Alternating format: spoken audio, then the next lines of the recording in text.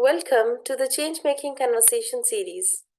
I'm Anam Vakar, bringing over 5 years of teaching experience in UAE. Today, we are honored to have Mr. Ali, founder of Yes Network Pakistan, an Ashoka Fellow and a Soviet Scholar. With his extensive experience in working with youth, we will explore key approaches to youth engagement, delving into their characteristics and differences. Mr. Ali, please could you share your insights on these approaches and recommend one that you find particularly effective? It is a very valuable question.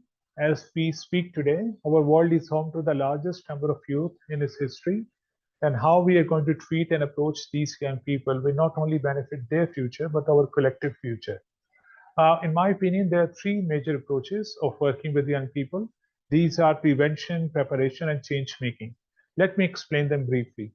Prevention is the oldest method of working with youth. It aims at addressing the problems, the disturbances, and the deficiencies in the lives of young people.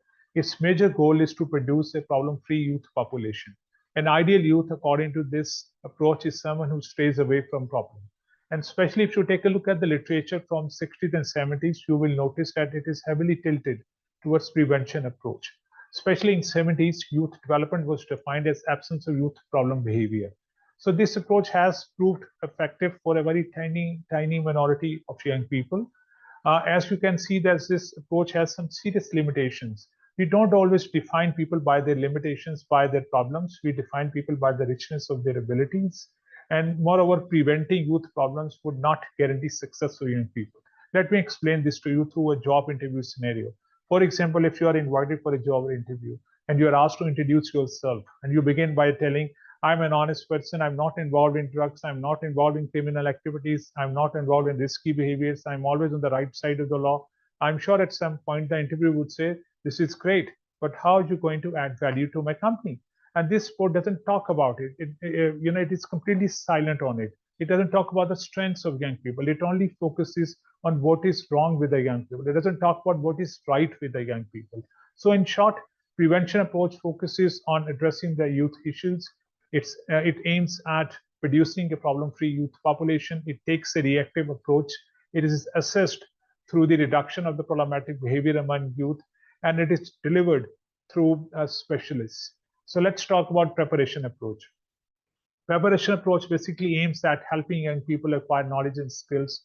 It aims at increasing their capacity, and it is relevant in the light of the gaps faced while implementing the prevention approach. And most importantly, it is based on the principle that problem-free is not fully prepared. And this approach basically provides a very lengthy timeline for success to young people. It provides a very restrictive environment to young people.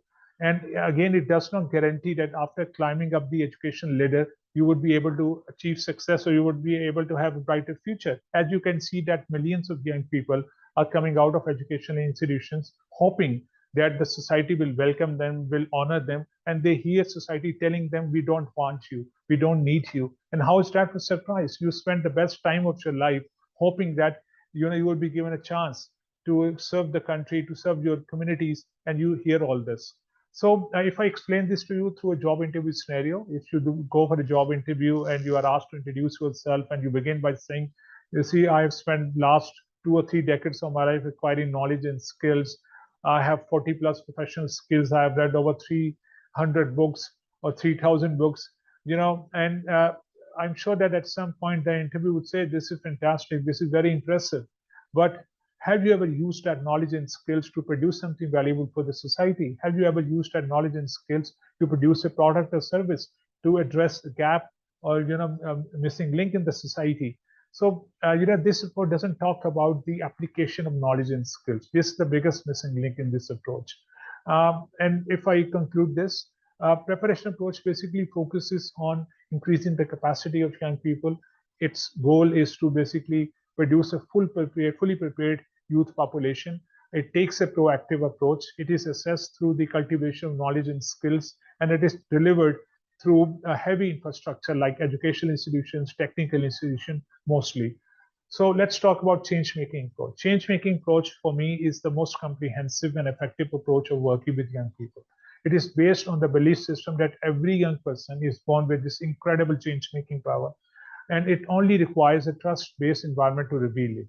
I've shown through my work again and again that all young people, irrespective of their gender, socioeconomic background, educational background, are fully capable of driving change in the society if they're challenged and trusted respectfully.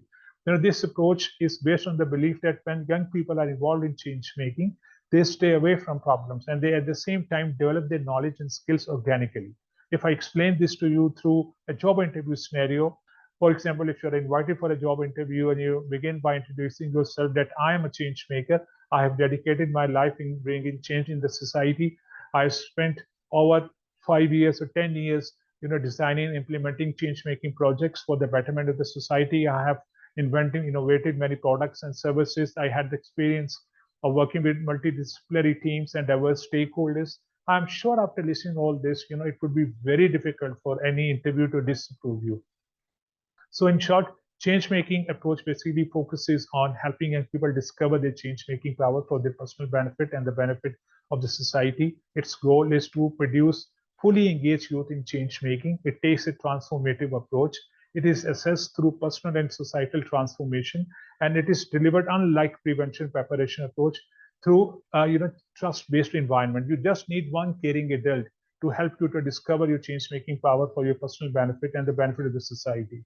So if you take a look at all the approaches, each approach offers unique benefits and insights. But in my personal opinion, change making stands out as the best approach of working with young people because it helps young people discover the change making power. It helps young people to find the purpose of their life. It helps young people to establish a new identity. It helps young people to drive change in the society. And I've seen over the years that what young people has accomplished in just 2 weeks has failed to accomplish throughout their educational journey.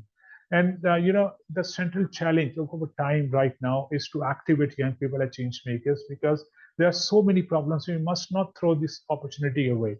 And once young people are activated as change makers, they will be able to resolve many of our social, political, economic, and environmental issues. So it's such a horrible idea to even think that young people are not good enough to drive change in the society, and we must not postpone their engagement in change making. As you can see that how would you feel if you come to know that the game you have prepared yourself for 2 decades has changed? The rule for thriving has changed in this world. There is a new criteria for success. There is new requirement for success. It is not enough to be problem free. It is not enough to be fully prepared. You need to be change maker. In this new world, it does not matter how much you know. What matters the most is what do you do with what you know and what you have. Thank you so much. Thank you, Mr. Ali, for sharing your valuable insights. Your perspective is enriching, and I totally believe that it will help the audience grasp the pros and cons of each youth engagement approach. I agree with you that change making is indeed a transformative and highly effective approach. Thanks once again, and I look forward to seeing you in another insightful conversation. Thank you so much.